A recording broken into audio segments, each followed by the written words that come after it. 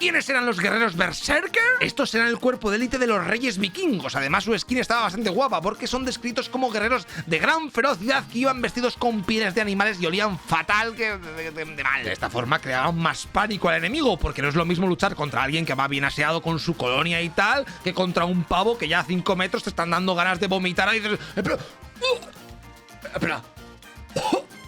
Que voy a vomitar de la... Los berserkers, antes de combatir, mordían sus escudos como ritual y después aquello, se descontrolaba. Se ponían totalmente locos e imparables, matando a todo lo que pillaban sin cansarse ni nada. Estaban chetadísimos. Luego hemos sabido que seguramente fuese porque se tomaban unos hongos alucinógenos, o sea que iban puestos. Era el dopaje de la época para combatir más bestias. Según la literatura nórdica, un ejército vikingo debía de contar con un total de tan solo 12 berserkers, que tenían que rendir culto al gran dios Odín y se consideraban sus elegidos para dar mantas de abrazos en formas de hostias a todo el mundo. Su historia acabará por el 1015, cuando el rey de Noruega los ilegaliza y poco después hacen lo mismo los islandeses. Menudos aburridos. ¿Estás cansado de hacer las típicas protestas con pancartas y batucadas? Porque patatas, pues te presento las defenestraciones de 1618. Estamos en Praga, ¿vale? Y hay una movida con la religión por Europa que se te va la olla. Ya que unos quieren ser católicos y otros protestantes. Así que el emperador del Sacro Imperio Romano dice: mira, chacho, que cada uno haga lo que quiera, pesaos, libertad religiosa. Genial, pues justamente en ese momento deciden derrumbar una iglesia protestante construida sin permiso en una zona católica. Esto, claro, enfadó al máximo a los nobles protestantes. ¿Pero qué hacéis, payasos, tirando nuestras iglesias? ¿No decís no sé qué de la libertad religiosa? La cosa poco a poco va más, ya que los nobles aprovecharon la crisis para pedir más poder, así que se organiza una manifestación que se dirige al castillo de Praga. La muchedumbre sube arriba y comienzan a discutir con los gobernantes, bla bla bla bla bla bla bla, y al final lanzan por las ventanas del segundo piso a toda esta gente, a los que trabajaban ahí. Madre mía, lo que salía. Pero tranquilos, porque no les pasó nada, porque cual peli cutre de Hollywood cayeron en un montón de estiércol. Los cracks eran especialistas de cine. Con la tontería acaba de estallar la guerra de los 30 años, de la que España saldrá muy, pero que muy jodida al máximo. Coronándose Francia como la nueva jefaza de Europa. ¡Maldito sea! De todas maneras, que sepáis que no era la primera vez que se hacía esto de tirar a la peña por la ventana en Praga. Es la tercera. Casi es una tradición allí. Menudos flipa. A ver, existen las dictaduras, pero ¿y las dictablandas? Pues también, tío. Aquí en España tenemos de todo. Así que te voy a explicar qué es eso. Estamos en 1930, ¿eh? Miguel Primo de Rivera está en la mierda, así que presenta su dimisión. Él se había montado una dictadura y esta de golpe y porrazo se había quedado sin jefazo, así que al rey Alfonso XIII le tocaba buscar un sustituto.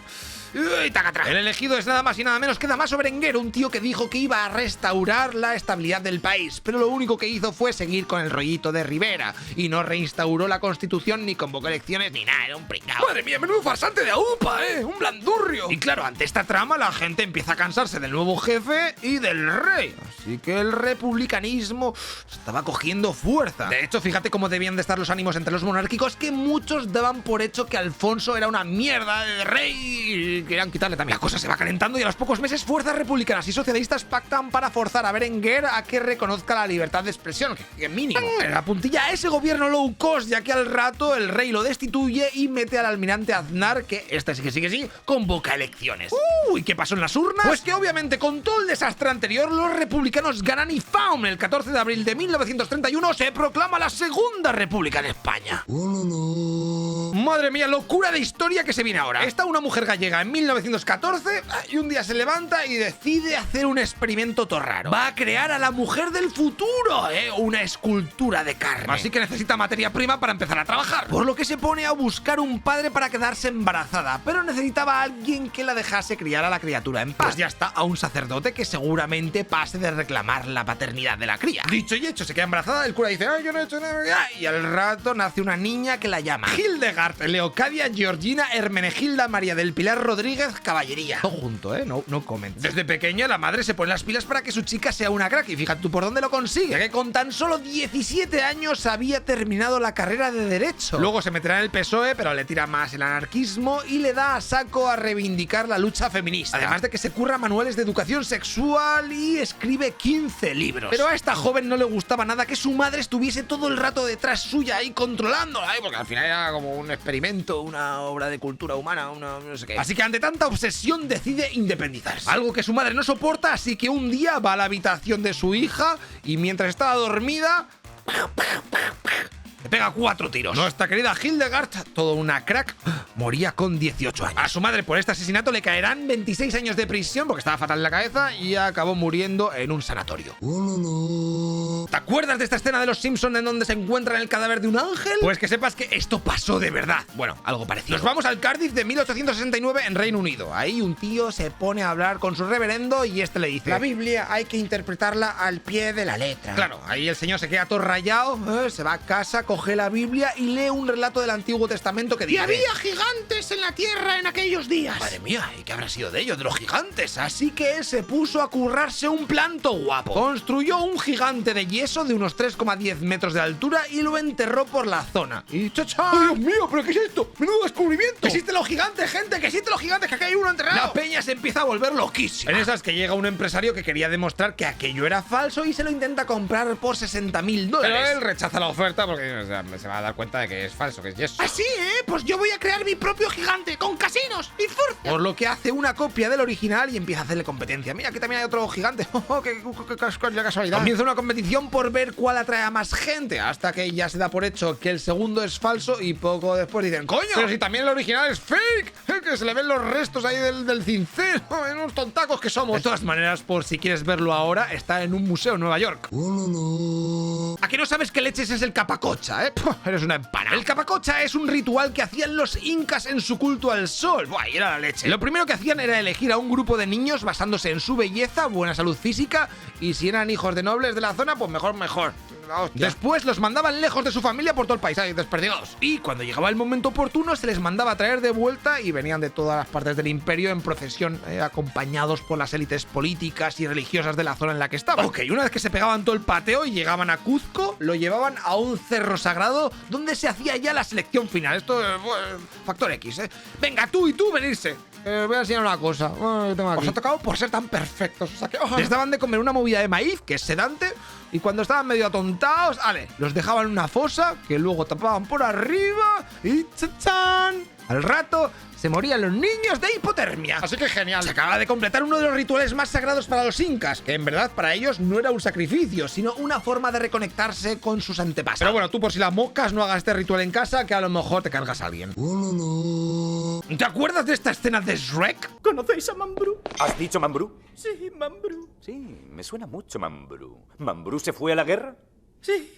Mire usted qué pena. Sí, ¿pero quién leches es Mambrú? ¿Y por qué se fue a la guerra? Pues este pavo es nada más y nada menos que John Churchill. ¡Wow! No tengo ni idea de quién es. O sea, porque intuyo que no tiene ninguna relación con el Churchill ese de la Segunda Guerra Mundial, ¿no? Pues sí, era uno de sus antepasados, pero no te líes, Este tío era un duque británico que en 1709 luchó contra los franceses en la batalla de Malplaquet. Fíjate que los guiris, o sea, ellos ganaron, pero palmaron a saco de sus soldados, incluidos el duque este de Churchill. Y claro, aquí los gabachos, pese a haber perdido, se lo tomaron con humor e hicieron una canción burlándose de los británicos y de su jefazo en la batalla, porque han muerto muchísimo. Esta canción se hizo a saco de famosa y se hizo trending topic por toda Europa. Ok, lechero, pero entonces ¿de dónde leches viene lo de Mambrú? ¿Qué cojones es Mambrú? Pues de que el Churchill este era el duque de Marlborough, y en España dijeron ¡una mierda! Eso es muy complicado, Marlborough. Si no lo sabía decir lechero, en el futuro vamos a intentar hacerlo mejor. Y a partir de ese momento dijeron: Mambrú, a chuparla. Como curiosidad decirte que Mambrú no murió en la guerra, sino 13 años después de un derrame cerebral. Pero bueno, vamos a dejar a los franceses que sean felices creyéndoselo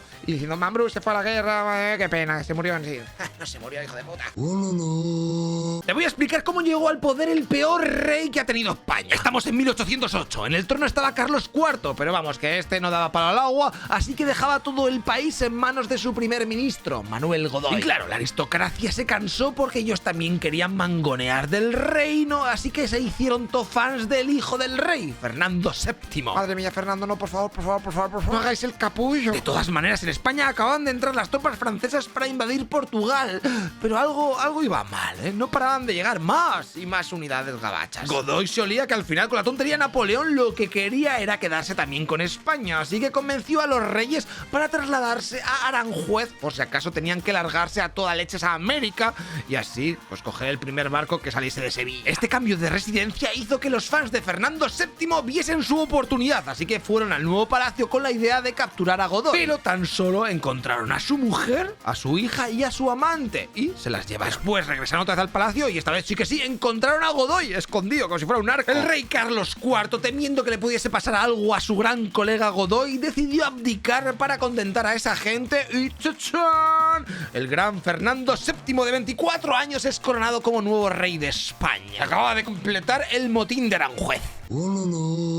¿Sabes quién fue el rey que duró menos en el trono de España? Sí, ¿no? Atento con la historia, ¿eh? Felipe V, en enero de 1724, abdica porque eso de currar en el trono es muy cansado y además llevaba una depresión de caballo. Así que sube al power su hijo Luis I. Pero no te creas que el padre que acaba de abdicar le va a dar vía libre para que haga lo que quiera en el trono. Que va. Estaba ahí todo el rato molestando y opinando sobre las decisiones de Luis. Mayormente porque Luis era un chavalico de 17 años sin experiencia y ahí estaba Mufasa, para marcarle el buen camino, algo que le repateaba al hijo. Pero otra de las principales razones por la que Felipe V seguía detrás de lo que hacía Luis era porque la esposa de Luisa Isabela de Orleans, estaba bastante mal de la cabeza. No se aseaba, o sea que olía a muerte, iba desnuda por el palacio insinuándose al personal, tenía bulimia, algunas veces engullía cosas no comestibles. Bueno, era un cuadro para una joven de tan solo 15 años. Así que Felipe pensaba, a ver si con la tontería la nueva reina esta va a convencerle de hacerle alguna locura al nuevo rey, a mi hijo. De todas maneras, los guionistas decidieron poner fin a esta expansión tan loca de España y a los 7 meses de subir al power, Luis I pilla la viruela y la palma. Había reinado tan solo 7 meses y medio. ¡Oh, new record! Eso sí, fíjate qué bonito, que pese a estar todo crazy, su mujer lo estuvo cuidando hasta el final. ¡Oh, ¡que viva el amor, coño! 5 animales famosos en la historia que harán creer que tu perro es un don nadie. Comenzamos con uno fácil, la perra Laika, que fue el primer animal espacial, pero que como ya te conté en el vídeo de A Toda Leche que hicimos sobre ella, tuvo una muerte horrorosa. Después tenemos a Cherami. ¿Te suena? No, pues es una pedazo paloma que se hizo famosa durante la Primera Guerra Mundial por haber conseguido llevar 12 cartas muy importantes para el ejército de Estados Unidos durante la batalla de Verdún. Así que la disecaron y ahora está en el Museo de Historia Nacional de Washington. ¿Te acuerdas de Lassie, el perro ese de la tele? Pues en realidad él no debía haber salido en la serie. Lo que pasa que cuando el perro elegido pues no fue capaz de cruzar un río porque tenía miedo, el director optó por el que conocemos ahora. Pero vamos, que fueron cambiando los perros durante la grabación. Eso sí, todos de la misma marca o raza, como quiera llamarlo, y machos, porque así no parecían tan... La mona chita de Tarzán, que te vas a quedar loco con esto, pero en realidad era un macho y se llamaba Jitz, murió en 2011 al alcanzar los 80 años de edad. Casi nada pa' un Y al final he puesto el caballo Seabiscuits, que en 1938 participó en la carrera del siglo ganando en un 1 para 1 a otro que llevaba 3 años siendo el campeón. Y tenéis el vídeo de la carrera en YouTube, pues si quieres verlo, está en blanco y negro. 5 locuras que hicieron los austrias que te harán parecer normal a su lado. Felipe II se creía que él mismo era un enviado de Dios y por eso se metía en guerra con todo Cristo. Era un flipado de mucho cuidado, de hecho hasta ideó conquistar China, pero al final le dio pereza. Pero tranquilo que esto ya te contaré cosas. El hijo de Felipe II, que le tenía que suceder, Carlos, era un piezas de la leche. Este tío ya te hablé en nuestro libro, Historietas de España a Toda Leche, que te lo puedes comprar en la librería, en Amazon y en todos lados. Pero vamos, que le encantaba quemar liebres vivas o dejar ciegos a los caballos de los establos, a un jodido psicópata. Menos mal que no reina. Carlos I y V de Alemania estaba obsesionado con comer, como cuando te vas a vivir solo y haces pasta para un regimiento de fusileros porque no calculas bien las cantidades, pues igual. De hecho, luego terminó muriendo de gota por motivado. Felipe III prohibió en toda España y en sus colonias fumar tabaco. Menudo moderno. Pero ya te digo que nadie le hizo caso. Y Felipe IV, en las Meninas, era adicto al sexo y claro, sin preservativos ni hostias, pues se le ha llegado a contar unos 46 hijos por todos los lados. Y lo más gracioso es que terminó sucediéndole su hijo más bugueado, Carlos II el hechizado. Es lo que pasa cuando te casas con tu prima. Estos son los 5 bufones y enanos más famosos de la historia. Empezamos en Italia, en la corte de Cosme I de Medici, y ahí tenemos a Braccio di Bartolo, más conocido como el enano Morgante, que con el tiempo se convertirá en uno de los mejores amigos del rey. De hecho, hasta se lo llevaba a los viajes diplomáticos y todo. Luego tenemos a un bufón español, Juan de Lepe, que estuvo currando en la corte de Enrique VII de Inglaterra. Se ve que el tío este era un cachondo y aquí hay una historia muy graciosa de cómo un día se apostaron la corona de Inglaterra en una partida de cartas y ganó el español. Ya que no sabes qué pasó después, te lo contaré en un vídeo a Toda Leche, tranquilo. Ahora vienen los 3 bufones enanos que tuvieron 3 reyes españoles en fila. Empezamos con Felipe II con su bufón Velasquillo de Soria. Este tío estuvo currando como pastor hasta que empezó a hacer el chorra cerca del Escorial y el monarca le fichó. El siguiente rey, Felipe III, cogió a Antonio el Inglés, otro enano que siempre iba acompañado por un mastín gigante, así que la estampa al verle aparecer chocaba mucho a la gente y se partía la polla. Y por último tendríamos al de Felipe IV, conocido como el enano Soplillo. Se ve que tenía las orejas bastante salidas, y hay un cuadro del monarca justo antes de ser nombrado rey con el enano este Soplillo a su lado. 5 castillos con a saco de historia que te harán creer que estás en Juego de Tronos. En Baños de la Encina, en Jaén, tenemos el castillo de Burgalimar del 968 construido por los omeyas, que con la tontería es la fortificación mejor conservada del Califato de Córdoba. Si nos vamos a Frías, en Burgos, vamos a ir. Tenemos el castillo todo guapo, que lo has tenido que ver en 1000 fotos, ahí en mitad de una roca todo flamante. Pues esa es la torre del homenaje, o sea, el último lugar donde se defendía si el enemigo pasaba la muralla. Construido en el 867, como curiosidad decirte que en 1920 estuvieron a punto de subastarlo, como si fuera ahí el bingo. En Segovia tenemos el archiconocido Alcázar de 1120. De hecho, fíjate si es famoso, que ha salido como fondo en el Pang y en los Simpsons. Si nos vamos para el sur, en Tarifa, en Cádiz, nos encontramos con el castillo de Tarifa del siglo X, que después de la Reconquista se modernizó para luchar contra los piratas berberiscos y también luego contra los franceses en la Guerra de la Independencia. Y el último castillo es el de Alquézar, en Huesca, que tiene más de 1000 años. Y ahora es una movida porque es mitad castillo, mitad iglesia. Así que en caso de problemas, alguna hostia te cae fijo.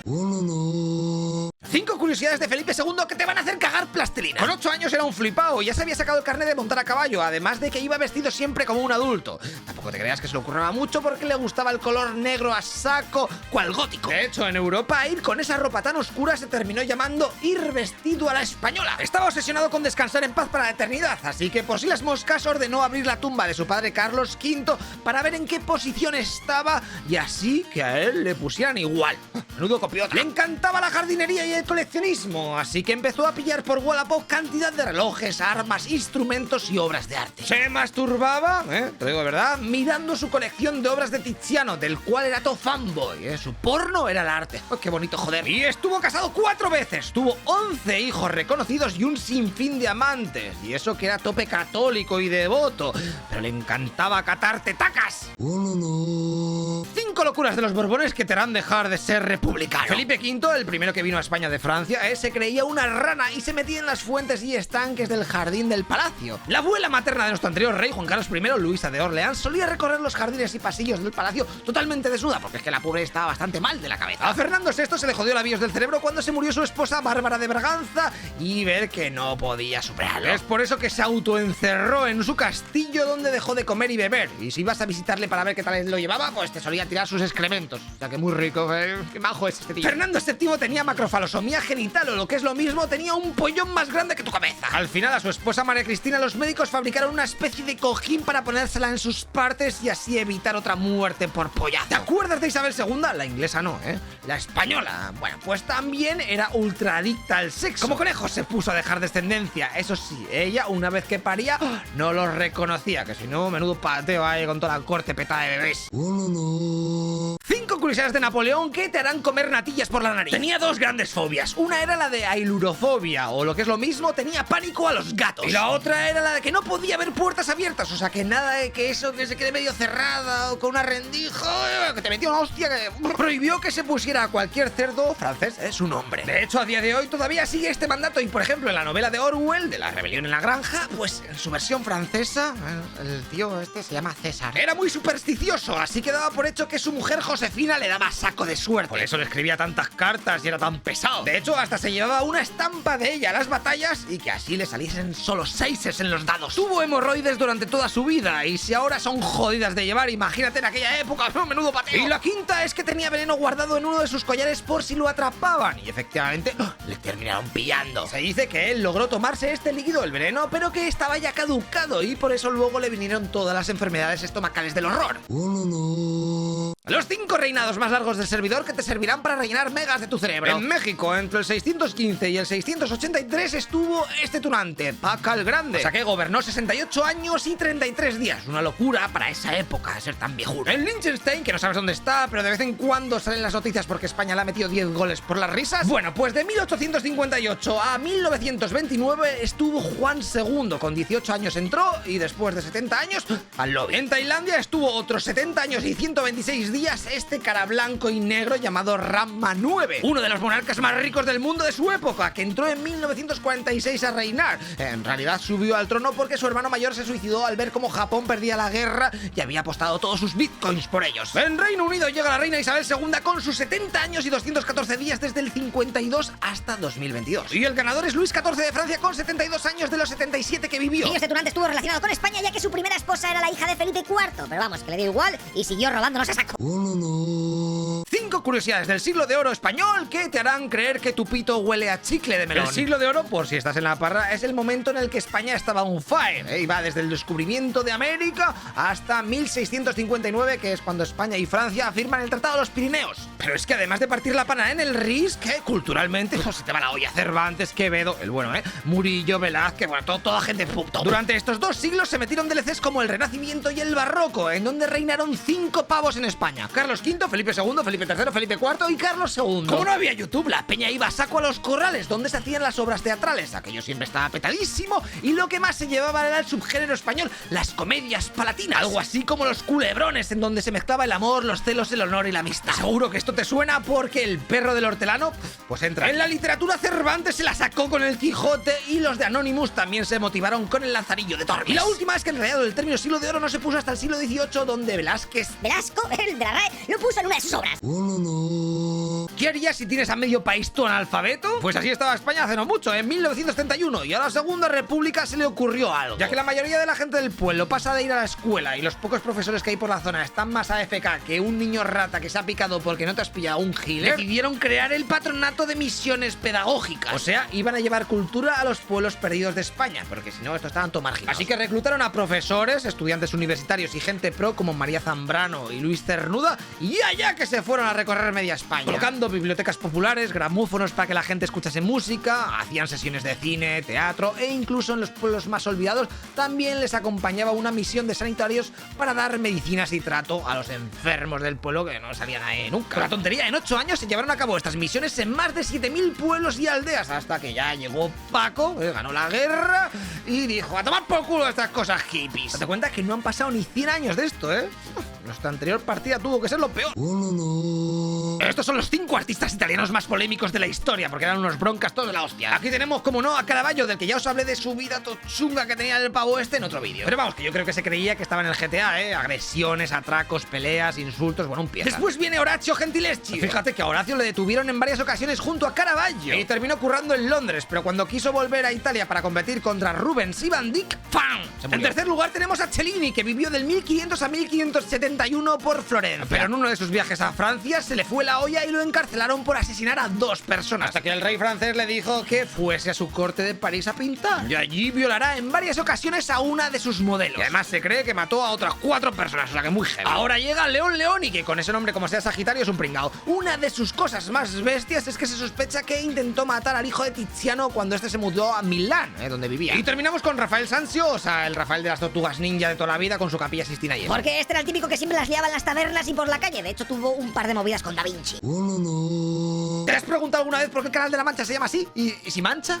¿Eso de dónde? ¿De qué es eso? El cacho ese de agua que separa Francia de las Islas Británicas en realidad no se llama Canal de la Mancha, y todo esto viene por un problema de traducción, porque los españoles somos muy empanados. Primero, nos fijamos a ver cómo lo llaman los franceses al cacho ese de mar y ¡pumba! Ellos lo denominan como Le Manche, que significa la manga, ya que tiene una forma larga y estrecha. Segundo paso para liarla, los españoles hacen un copy-paste, ¿vale? Le Manche, y así, a lo Jodor, Le Manche, Le Manche, Le Manche, eso tiene que significar la mancha en francés, clarísimamente, en gabacho.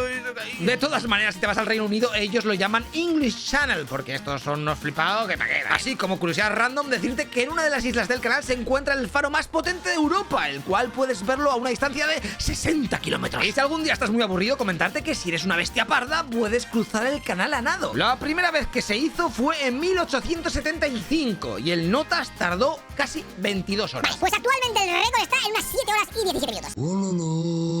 ¿Sabías que Fernando VII era la polla? ¿Sabes qué rey es este, no? El que fue un desastre de la hostia para España, que se comió toda la época de Napoleón y todo eso, ¿no? De hecho, está considerado el peor monarca que hemos tenido en la historia. Bueno, pues el muy durante se gastaba un pene que se te va la olla, y es que tenía macrofalosomía genital, o lo que es lo mismo, su miembro era muy grande. Y seguro que aquí dirás: ¡hostia, qué guay, ¿no?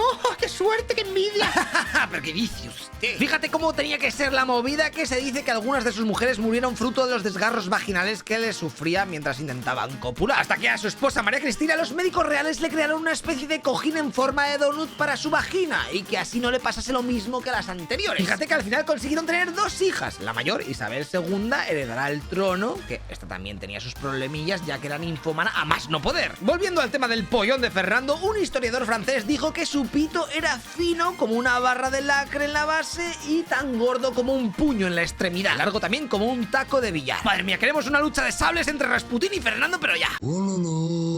Atento con el Cristo que era heredar siendo mujer en la antigüedad, para que te quejes de los impuestos que te están metiendo ahora. Pues no es nada. Imaginemos que estás en la Grecia antigua y te ha tocado spawnear como mujer. Tu vida es más o menos normal hasta que se muere tu padre y entonces todas sus posesiones pasan a su hijo varón. Pero fíjate tú por dónde, tú eres hija única, así que enhorabuena, te acabas de convertir en epíclera. O lo que es lo mismo, la herencia no la vas a pillar tú, sino tu marido, que será el encargado de administrarla hasta que vuestro hijo varón sea mayor de edad. Pero vale, vamos a pensar que todavía no tenéis niños, ¿vale? Pues tu marido está obligado a hacerte el amor por lo menos 3 veces al mes hasta que te quedes preñada, y si no cumple, porque tiene la leche caducada, debes tener un hijo con algún familiar cercano a tu padre. Vale, y si no estabas casada, ¿qué pasa? Bueno, pues ahí te obligaban también a casarte con el hermano de tu padre o con alguien de su entorno. Pero si nos movemos a Esparta, que estaba al lado, ahí era otro rollo totalmente diferente y las mujeres sí que podían heredar y administrar el patrimonio sin problemas. Te digo, todo este Cristo de mierda para que al final te toque un triste yogur.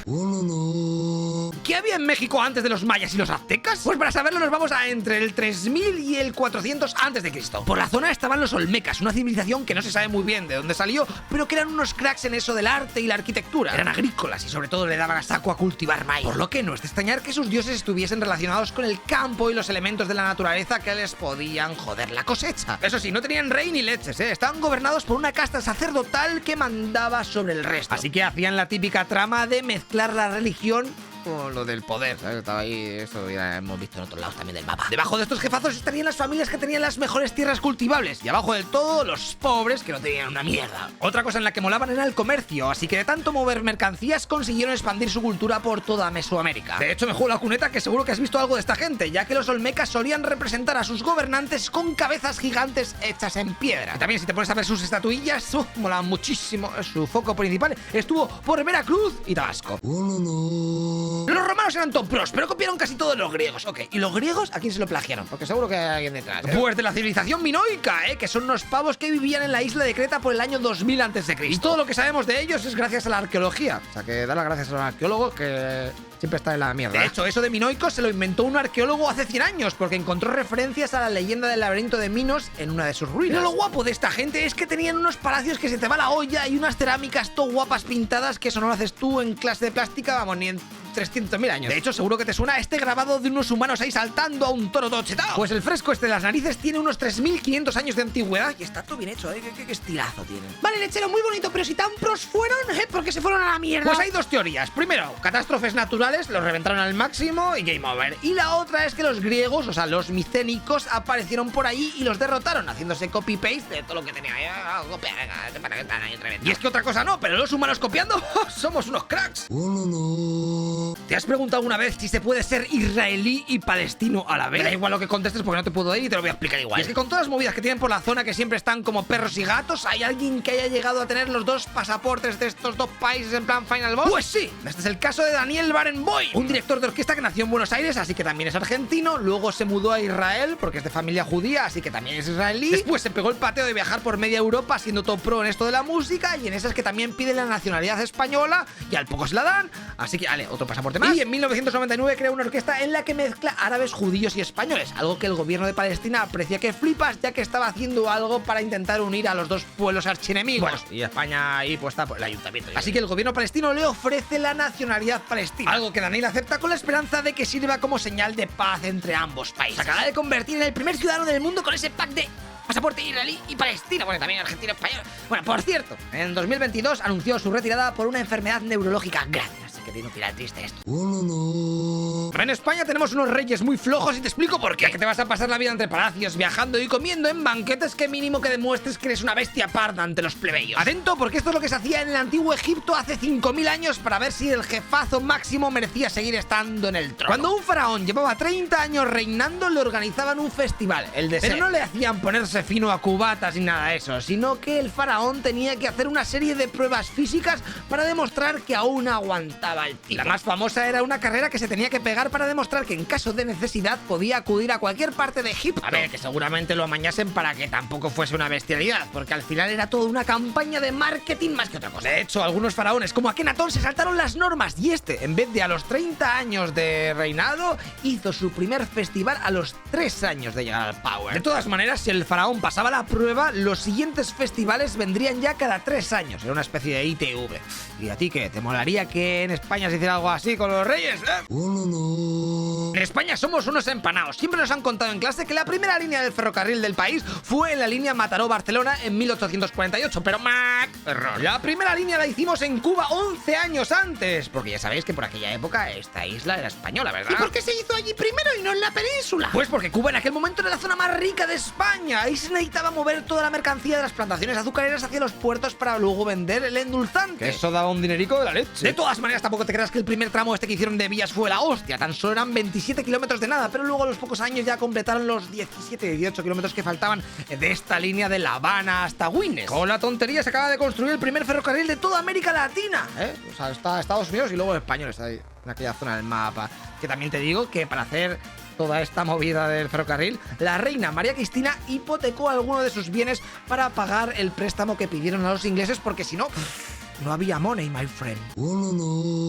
¿Te suena eso de la memoria histórica en donde quitan las estatuas, calles y movidas que pusieron años atrás? Pues que sepas que esto no es nuevo, porque los romanos ya lo habían inventado, my friend. Ellos tenían la llamada condena de la memoria, o lo que es lo mismo, a tomar por saco el recuerdo, el legado o las actuaciones de todo aquel que fuese considerado enemigo del Estado tras su muerte. Esta movida debía de ser aprobada por el Senado y cuando esto sucedía, ¡ale! A formatear todo, incluida todas las cosas relacionadas con el personaje en cuestión. Imágenes, monumentos, inscripciones, todo. Nada más y nada menos que 20 emperadores romanos sufrieron este castigo, entre los que estaban también Calígula o Nerón. Pero esto no solamente valía para los gobernantes, sino que algunos militares top, como Servio Sulpicio Galba, que lió una cojonuda por aquí en la península ibérica, prometiendo tierras y un pacto a los lusitanos, pero que luego en realidad solo les dio esclavitud y muerte, bueno, y entró también a jugar viriato y todo eso, pues que sepas que este pavo se comió su propia memoria histórica. Porque los romanos dijeron, este es normal. Pero vamos, que antes de los romanos estas cosas ya las hacían los propios egipcios, que cuando subía un faraón que era todo hater del anterior, pues bueno, se ponían las pilas ahí a reventar los jeroglíficos y edificios del otro, en plan, que se joda. Menudos picaos, Aquí tendríamos a Akenatón o Hatshepsut, que se comieron ahí... Se vieron perjudicados, hay muchas cosas que de suya que ya no están in the ground, en el suelo. En España somos muy de especular con la vivienda, pero no te creas que esto viene de ahora.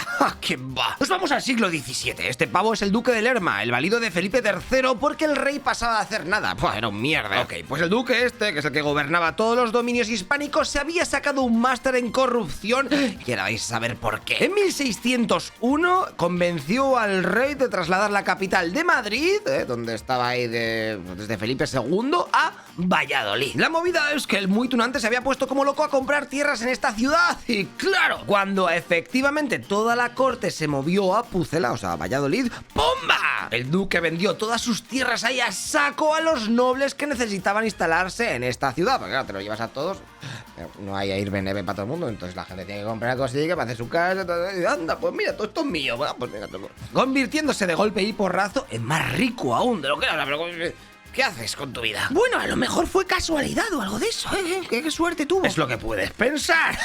Pero 5 años después hizo la misma operación, pero al revés. Compró a saco de fincas en Madrid, para luego mover la corte desde Valladolid a Madrid. Fíjate cómo de turbio y evidente fue el mangoneo que la reina Margarita, junto a varios nobles, decidieron abrir una investigación sobre el temita, de ir moviendo la capital del imperio, y en 1618 consiguieron tirar del poder al duque de Lerma. De hecho, se libró por los pelos de la pena capital, ya que como se las sabía todas, solicitó a Roma que le nombrasen cardenal.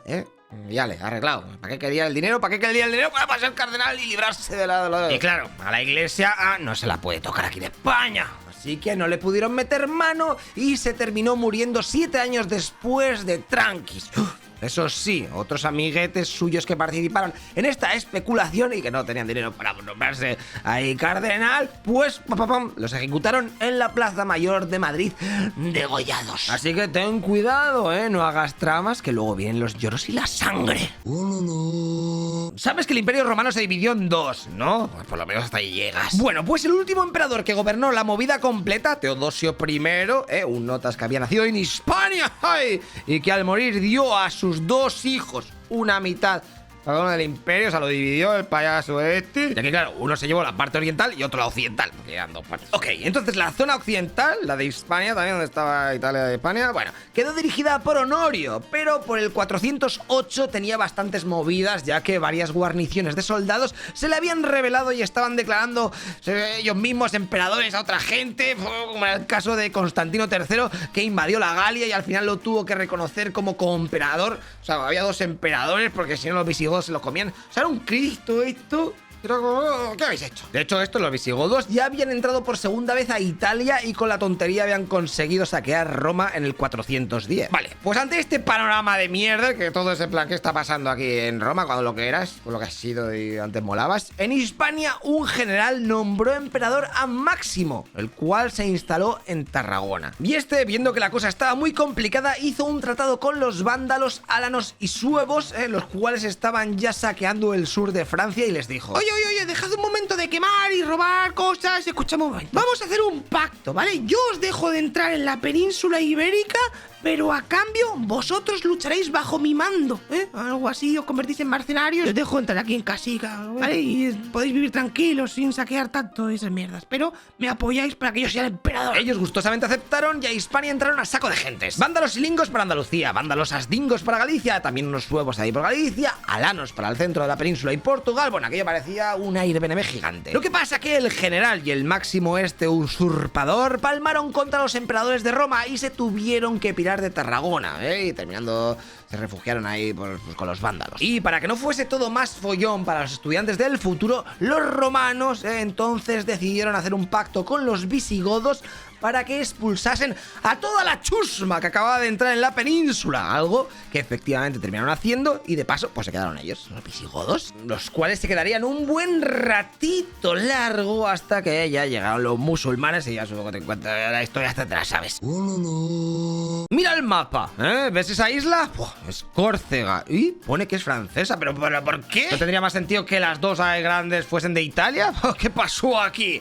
Pues tranqui que te lo cuento. Allí antes de todos estaban los griegos, los etruscos, luego los romanos, bueno, lo típico, pero en esas que el Imperio Romano de Occidente se va a la mierda y la isla es invadida por los vándalos. Hasta que llegan los del Imperio Romano de Oriente, o sea, los bizantinos, y los consiguen echar, quedándose ellos con la isla en el 550. 18 años después aparecieron los lombardos, o sea, un pueblo germánico que se metió hasta la cocina en Italia y se quedaron con Córcega durante 200 años o así. Pero después aparece Carlomagno y la conquista. O sea que, ale, a los francos. Luego, en el siglo XIII se llega a un pacto con que Córcega pasa a ser parte de la corona de Aragón.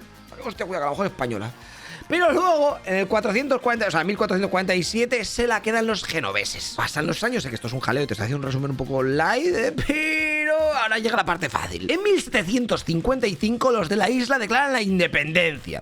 Se acaba de crear la República Corsa, pero nadie la reconoce. Y 13 años después, en un tratado, Génova opta por vender la isla a Francia y dejarse de movidas porque estaba un poco hasta las narices de tanta independencia y leches. O sea que ahora es francesa. Pero la tranquilidad tampoco durará mucho, porque cuando estalló la Revolución Francesa, los de Córcega vuelven a la carga y se vuelven a declarar independientes, que van a su bola, creando la República Anglo-Corso, porque tenían el apoyo de los británicos, Los británicos están en todas, pero bueno, los corcegaños, como sea. Disfrutad mientras podáis, porque al poco llegan las tropas francesas ahí.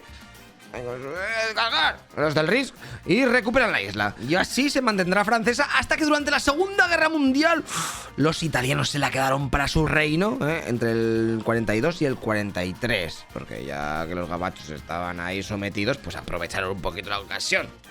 Pues coger y no van a decir nada, pues para mí. Lo que pasa que luego los aliados desembarcaron por todos lados y los italianos pues se la tuvieron que devolver a Francia. La historia, pues si te lo preguntas, continuará turbiamente y allí tuvieron hasta su propio grupo terrorista independentista que actuó hasta el 2014, o sea que pues, muy loco todo.